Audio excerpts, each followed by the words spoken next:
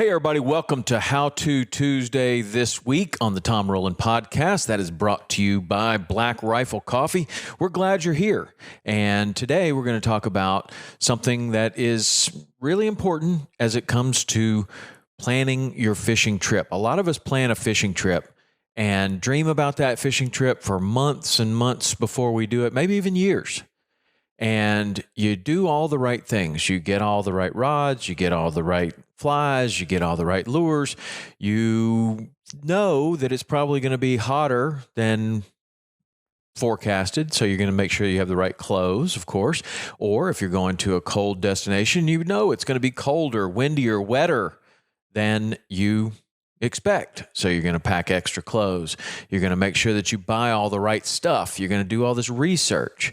But one place that a lot of people don't do any research and don't pay any attention to is how to prepare for that trip physically. Jako Lucas is someone that I really enjoy talking to. I value his opinion because he's been a guide in the Seychelles. He has done all of these really amazing travel trips where he goes to the jungle or to all these different places as a pioneer or as a trip host. And all of this gives him a lot of experience of seeing how anglers fail.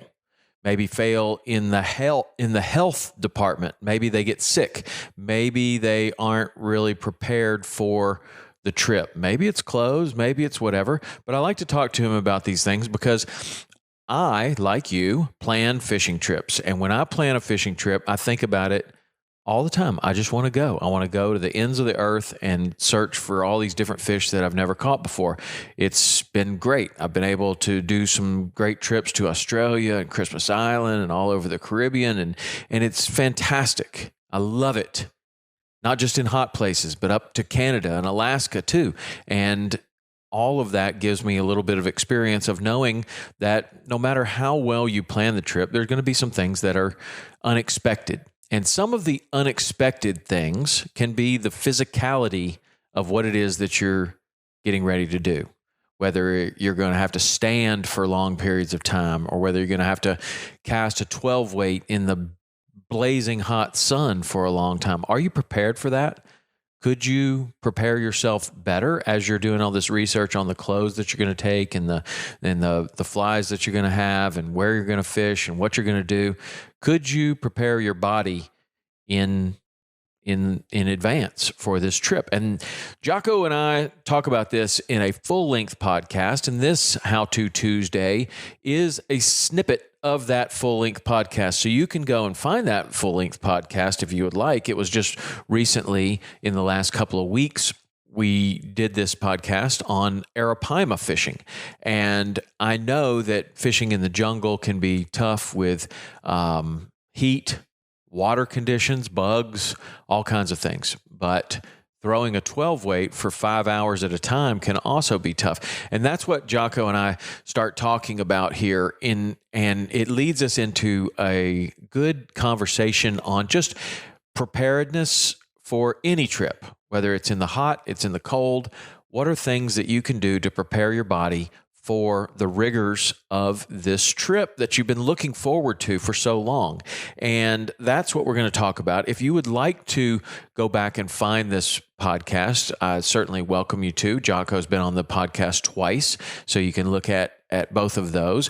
Also, I talk about some things that have helped me in this department as it comes to traveling long periods of time, whether that's flying to Australia or being on a lot of different airplanes and then getting on a bus and then doing whatever, maybe walking, carrying stuff, whatever that may be. Sometimes your body gets put into some positions that it really doesn't like. And I have learned some stretches that have helped me greatly. We've had someone on the podcast that has helped me with these stretches more than anyone else, and that is Joe Hippensteel. And you can also go back and find the Joe Hippensteel podcast where we go in depth into each of these different stretches, also in depth into why and how it helps you and why you should know these things. you can go back and look on your own. You can go to tomrowlandpodcast.com and find all of the old podcasts, or we'll have these linked in the show notes. So we'll have the links to the Jako podcast, and we'll also have links to the Joe Hippensteel podcast. So right now we're going to start talking and pick up this conversation where we talk to Jako Lucas about how he trains for his fishing trips to increase his stamina, his resilience, his durability, and his ability to just stay out there and keep casting despite the conditions, whether that's cold, whether it's hot, whatever that may be. So pour yourself a cup of Black Rifle coffee like I have right here, and get ready for a great conversation with Jako Lucas on how to prepare for your dream fishing trip. Just one last thing I wanted to add with that, to like getting sick and stuff. And there's like, I admire you because I look at your social media a lot when it comes to fitness and stuff. But if you do these kind of trips like the Arapaima and the Payara and the jungle stuff and all the saltwater stuff that we've spoken about before, being fit and being in good shape for these trips will make the trip 100% better. If you like I said, we went through periods of casting a 12 weight nonstop for 3-4 hours before you got a hookup. And then you got to be sharp too. Like when that thing eats it, you got to be like a trigger. You got to just be into that thing immediately. And that, like all that just that fitness, being healthy, goes so much. Will get you just that extra, just bit of oomph to land that fish of a lifetime. Would you or is there anything that you would suggest, like activity specific type things that somebody could do before they go on a trip like that? Like what do you do to train for, like, to get ready for it? It sounds funny to train for a fishing trip, but you know, a lot of people don't know, man. You're standing in the jungle. It is literally like the surface of the sun, and you're casting a 12 weight for 5 hours at a time. And you only have like 3 or 4 days here. So you're trying to make the most of it. But what are the kind of things that you think are like functional fitness for that type of a trip? Yeah. So I'm personally trying to cut some weight a little bit again, but I think if you can get your stamina up and do quite a bit of cardio, whether it may be, I've tried CrossFit a lot before, and that's heck of a hard, but that definitely helps with with everything when it comes to especially stamina and having that resilience and just keep going through the whole of a day.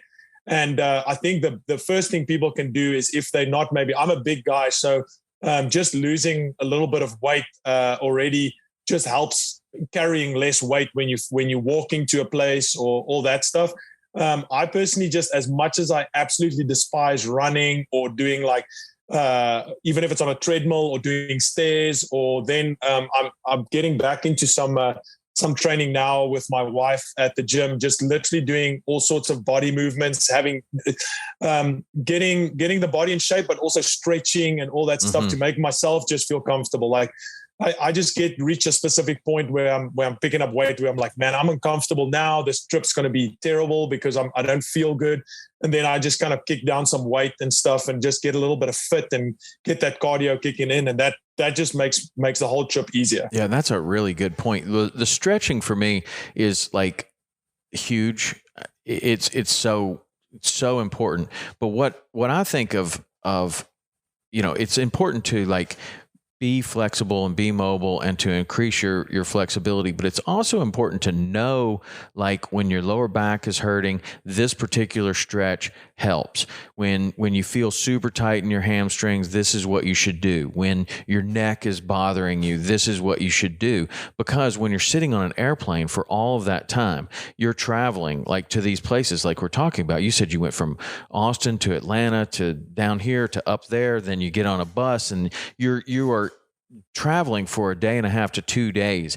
You need to have like a go-to little 15 to 20 minute little routine that you can do, that you do these particular stretches, and it undoes all of that sitting and all of that poor position. Like when you're sitting on a bus bouncing around for 3 hours when you're crossing across Costa Rica, or you're growing into some jungle, you can undo that if you know what to do.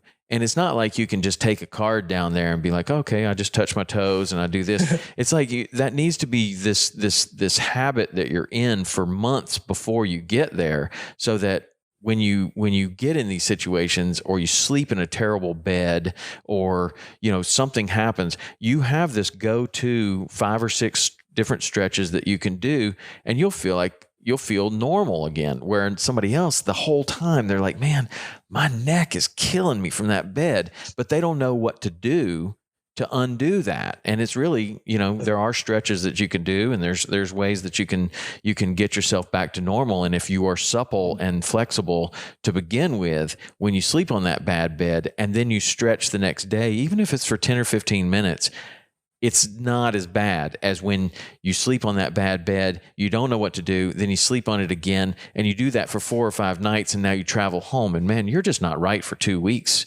afterwards. You need to go to the chiropractor, and that's what a lot of people do, is they go to the chiropractor, which is a fine thing to do. Chiropractors work perfectly. Or they go to yoga class and they're just kind of going through the movements, but they're not paying attention enough to where they can do it themselves and know, like, this is a stretch for this. This is the stretch for this. When my back hurts, I do this. When my neck hurts, I do this. And you can really get into, it's like a tackle box of things that you can do to undo the bad stuff. I think a lot of people, again, I use your example because you're a savage when it comes to the exercise stuff. But when I think the fitter you become, and more, I think fit people that are really good at exercise and stuff become more in tune with their body. Like they know, okay, this is not working for me, or this is, like you said, exactly, step by step. You understand your body more, because if you're overweight and you don't feel good, you're never going to feel good. Like everything is going to be aching and paining and stuff. But if you're in tune and you fit and you go like, okay, this is sore, then you can try and adapt to that. But that's why I think it's so critical. I don't think you can mention that enough from every aspect of life, because then you'll just be in general good, in a good place.